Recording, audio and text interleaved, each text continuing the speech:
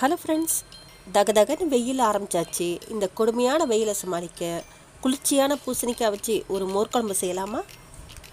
அதுக்கு முதல்ல ஒரு ஸ்பூன் பச்சரிசி, ஒரு ஸ்பூன் துவரம்பருப்பு எடுத்து ஒரு பாத்திரத்தில் போட்டு தண்ணி ஊற்றி அரை மணி நேரம் ஊற வைக்கணும். அரிசி பருப்பு ஊறுறதுக்குள்ளே மோர்க்குழம்புக்கு தேவையான காய் கட் பண்ணிக்கலாமா? 10 சின்ன வெங்காயம், ஒரு சின்ன தக்காளி, 2 பச்சை மிளகாய் எடுத்து நறுக்கி வச்சுக்கணும். சின்ன வெங்காயம் உங்கள்கிட்ட இல்லைன்னா பெரிய வெங்காயம் கூட யூஸ் பண்ணிக்கலாம்.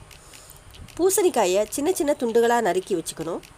இப்போ மோர்க்குழம்புக்கு மசாலா ரெடி பண்ணலாம். 1/4 மூடி தேங்காய், 1 இன்ச் இஞ்சி, 1 பச்சை மிளகாய், அரை ஸ்பூன் ஜீரகம் எடுத்து ஊற வச்ச அரிசி பருப்போடு சேர்த்து மிக்சியில் நைஸாக அரைச்சிக்கணும். இப்போ மோர்க்குழம்புக்கு மசாலா ரெடி. ஒரு கடாயில் 3 ஸ்பூன் ஆயில் விட்டு கடுகு 1 ஸ்பூன், வெந்தயம் 1/4 ஸ்பூன் போட்டு வெடித்ததும் கருவேப்பிலை தாளித்து பெருங்காயத்தூள் சேர்த்து வதக்கணும். அரை ஸ்பூன் மஞ்சள் பொடி சேர்த்து கலந்து விட்டு நறுக்கி வச்ச பூசணிக்காயை சேர்த்து வதக்கணும். மோர்க்குழம்புக்கு பூசணிக்காய், கத்திரிக்காய், வெண்டைக்காய், சுரைக்காய் எல்லாமே நல்லாயிருக்கும். பூசணிக்காய் சீக்கிரம் வெந்துடும். இதோட அரிசி களைஞ்ச தண்ணீர் 2 டம்ளர் சேர்த்து கொதிக்க விடணும். நறுக்கின தக்காளியை நல்லா பிசைஞ்சு பிழிஞ்சு விட்டு குழம்ப மூடி போட்டு வேக வைக்கணும். அப்போ தான் காய் நல்லா வெந்து வரும்.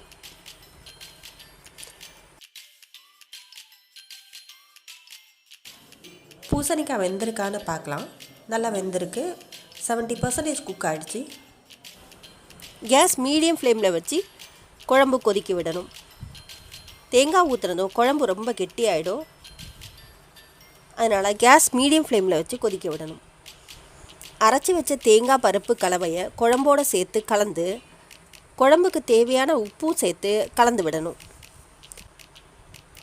குழம்பு ரொம்ப திக்காக இருந்தால் அரை டம்ளர் தண்ணீர் சேர்த்து கொதிக்க விடலாம். மூடி போட்டு 2-3 நிமிஷம் வேக வச்சா மசாலா நல்லா வெந்துடும். குழம்பு திக்காக ரெடி ஆகிடும். 2-3 நிமிஷம் கொதித்ததும் இந்த ஸ்டேஜில் 200 கிராம் கட்டியான தயிர் எடுத்து கட்டிகள் இல்லாமல் கலந்து விட்டு குழம்போடு சேர்த்து கலக்கணும். தயிர் சேர்த்ததும் ஒரு கொதி வந்தால் போதும். அதிகமாக கொதிக்க விடக்கூடாது. தயிர் ஊற்றி 2 நிமிஷத்தில் கேஸை ஆஃப் பண்ணிவிட்டு நறுக்கி வச்ச மல்லித்தலை, கருவேப்பிலை தூவி பரிமாறினா அட்டகாசமான மோர்க்குழம்பு ரெடி. சுட சுட சாதம் போட்டு இந்த குழம்பை ஊற்றி உருளைக்கிழங்கு வறுவல், இல்லை வாழைக்காய் வறுவல், இல்லை கத்திரிக்காய் வறுவல், இல்லை சிப்ஸ் வச்சு சாப்பிட்டு பாருங்கள். தேவாமிர்தமாக இருக்கும். வயிறும் மனசும் குளிர்ந்து போயிடும். இந்த மாதிரி மோர்க்குழம்பு வச்சு உங்கள் வீட்டில் எல்லாருக்கிட்டையும் பாராட்டு வாங்குங்க. வீடியோ பிடிச்சிருந்தா லைக் பண்ணுங்கள். உங்கள் ஃப்ரெண்ட்ஸுக்கும் ஷேர் பண்ணுங்கள். மறக்காமல் சுபதீஸ் கிச்சனுக்கு சப்ஸ்கிரைப் பண்ணுங்கள். அடுத்த சமையல் வீடியோவை சந்திக்கலாம். பாய்.